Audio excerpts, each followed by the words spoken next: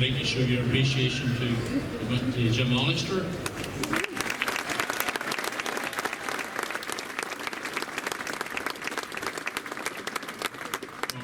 Our last speaker tonight is someone we all know over the years, and he informed me just before we come on the platform that this week he is now a grandfather, so our congratulations to Sir Geoffrey on being elevated now to a grandfather. I'll ask you to put your hands together now for the Right Honourable Sir Geoffrey Donaldson.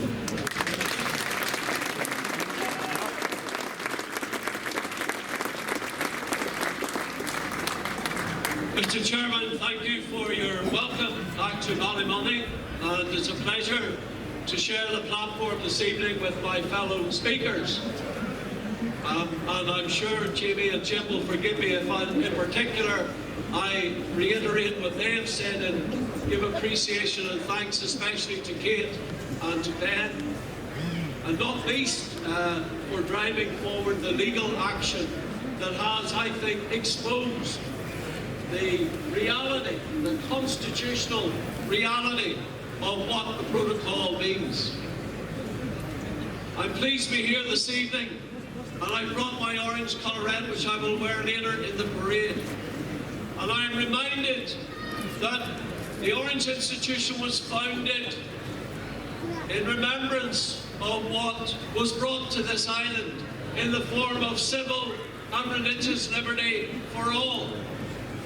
And I stand before you this evening as a unionist, and all that I want for all of our people is to have that liberty for everyone, because that's what we stand for. And the glorious revolution, which was at the heart of what the Orange Institution stands for, was to establish our parliamentary democracy. And under our parliamentary democracy, it is the people who are supreme. That is the essence of the constitution of this country. And yet, in this protocol, we have something that has denied the right of the people and undermines the right of the people in this part of the United Kingdom. Prime Minister and the government told us that Brexit would be and would enable the United Kingdom to take back control. And yet this week in the House of Commons, I listened to the Chancellor of the Exchequer, one of the most powerful ministers in our government, tell us that provisions that were being made by our government to help every citizen of this country at this time could not apply to Northern Ireland because of the protocol. And that shows us that we haven't taken back control, that part of the United Kingdom does not enjoy the full control of our Parliament and our government. And therefore, civil and religious liberty and that at the heart of our democracy, our democratic rights, have been eroded and undermined by this protocol. And that is wrong. And that is wrong, and that is why tonight we are standing together to say very clearly that this is not acceptable, and we will not put up with the subjugation of our rights as citizens of the United Kingdom. And I am very clear. I am very clear. I am very clear that we must stand together and we must be united, because the media are here tonight to see disunity, and let us show them that together we stand united against this protocol.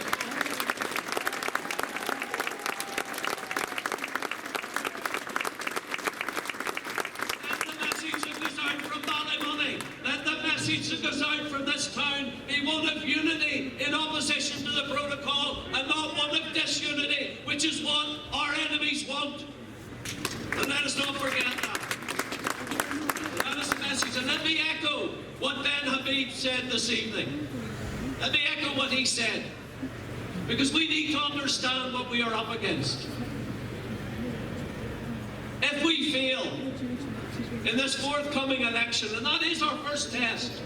If we fail in this forthcoming election as unionists to maximise the unionist vote and maximise the unionist representation, and if Republicans win, the message that will go out from Northern Ireland to the European Union is that the protocol is acceptable. I want the message to go out from this place that we stand united in our aspiration and in our clear position that the protocol is not acceptable and it must go, and that is the message we need to send out from Northern Ireland in this election, and we will only do it by standing together, by voting for those parties that are against the protocol, by transferring our votes and ensuring the maximum unionist representation at the end when the result is declared.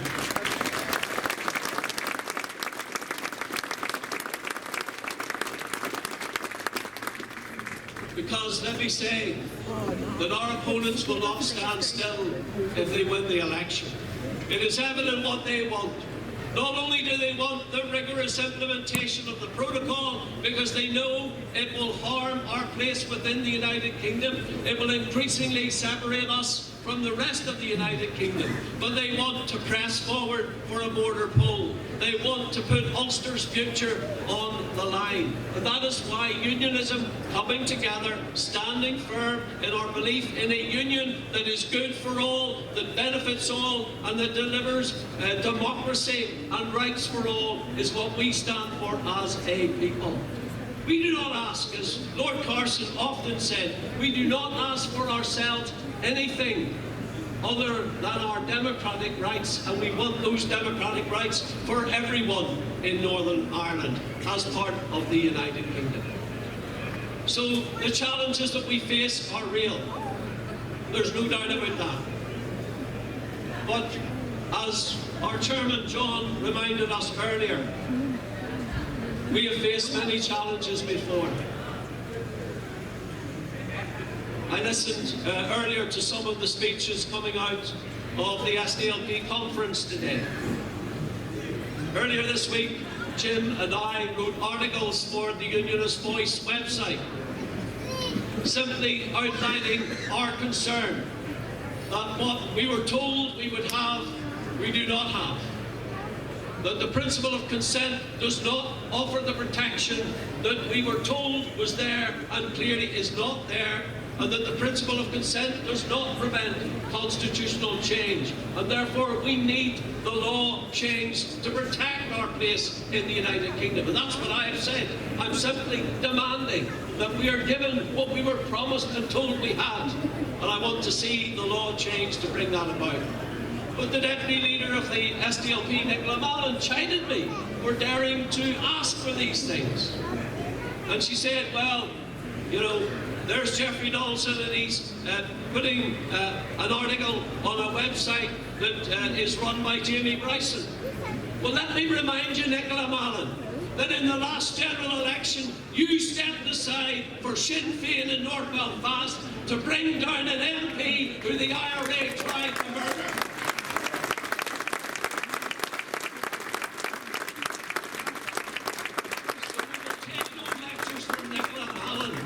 Because she stepped aside, she eschewed the right to stand in that election in favour of a party that continues to glorify the deeds of the IRA. So in conclusion, Mr. Chairman, let me repeat again what I think you've heard from this platform, and it is very clear. Yes, absolutely, unity is the word that we use because that is how the government will understand that we are not going to give way on this issue. That we want and we demand what we were promised. That we're not asking for something we haven't been told we're entitled to. We are not asking for something that we haven't already been told we should have. We're simply asking for that which is our right. The right to trade freely within our own country. You know, when I listen to President Biden talking about the protocol and the importance of the protocol, I am reminded that when the Americans caused a revolution to buy and bring about their independence. It was all about, what was it, Jim, you said? No taxation without representation. No taxation without representation. The Americans fought a war of independence on that issue, and yet we are expected to accept no taxation. We have no right to control the powers of our taxation. This week we saw that in stark relief in the House of Commons. The Chancellor of our own country, the Treasury, cannot change our tax in this part of the United Kingdom because the European Union controls VAT in this part of the United Kingdom. So our taxation is not being controlled by London, and yet we have no representation. The European Union is passing laws that will impact on Northern Ireland every day. It's costing our economy billions of pounds. It is causing major disruption. It is adding to the cost of living. 27% is the additional cost that the protocol has brought in the transportation of goods from Great Britain to Northern Ireland. That means that in every shop in Ballymoney, prices are going up because of the protocol. And yet we have no say in what the European Union does.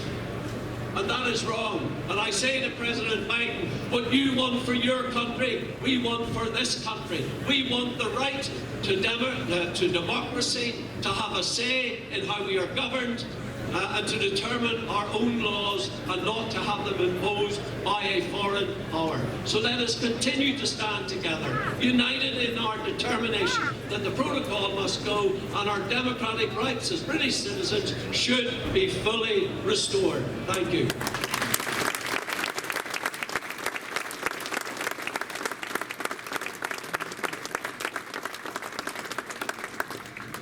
Thank you, Sir Jeffrey. Put your hands together and show your appreciation again for Sir Jeffrey.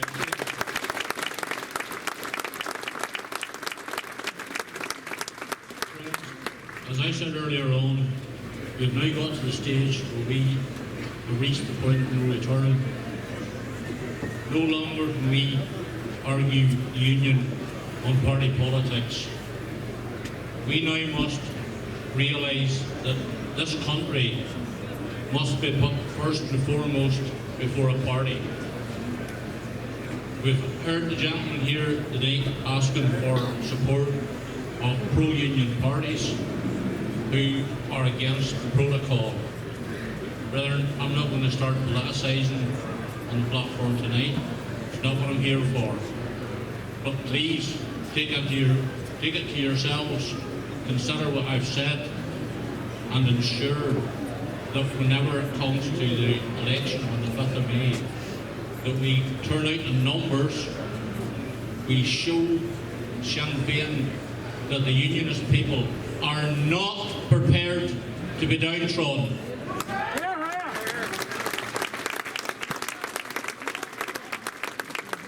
And as somebody said over there, the byword for this country over the years has always been no surrender.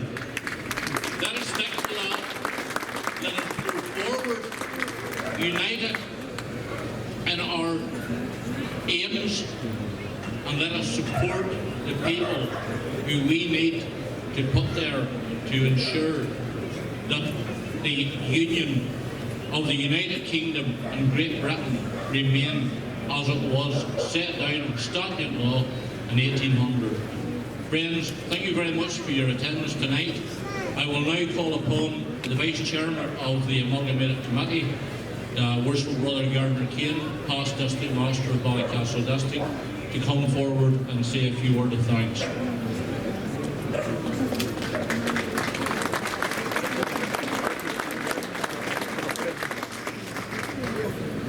Mr. Chairman, honoured members of the Platform Party, ladies and gentlemen, I wish to take this opportunity to thank the following: Baroness Kate Hoey, Mr. Jimmy Bryson, Mr. Wren Abbott, Right Honourable Sir Jeffrey Donaldson MP, and Mr. Jim Hollister, QC MLA, for your outstanding contributions tonight.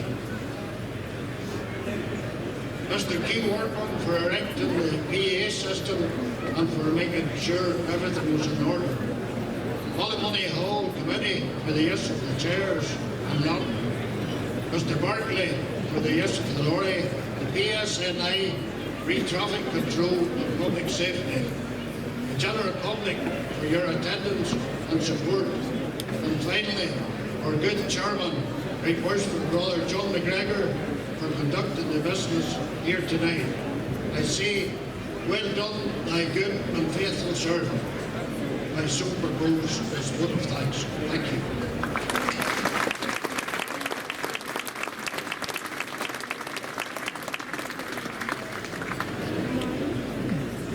Thank you, Worshipful Brother Kane. Ladies and gentlemen, that will conclude our platform proceedings. And as Brother Kane says, our sincere thanks to our speakers for coming along tonight and giving up their time, and also yourselves for coming along and supporting this venture. I believe that we should follow the procedure as in all platform proceedings.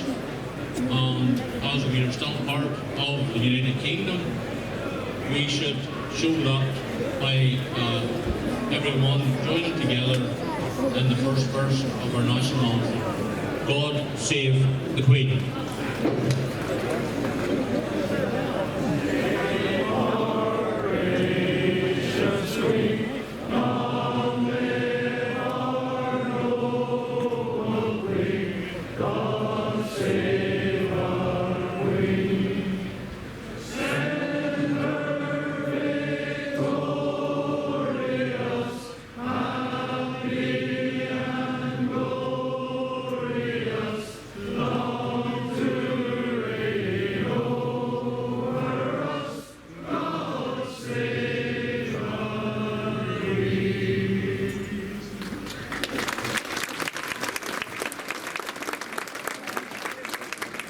Folks, there's a parade of the town going to start about 10 minutes time.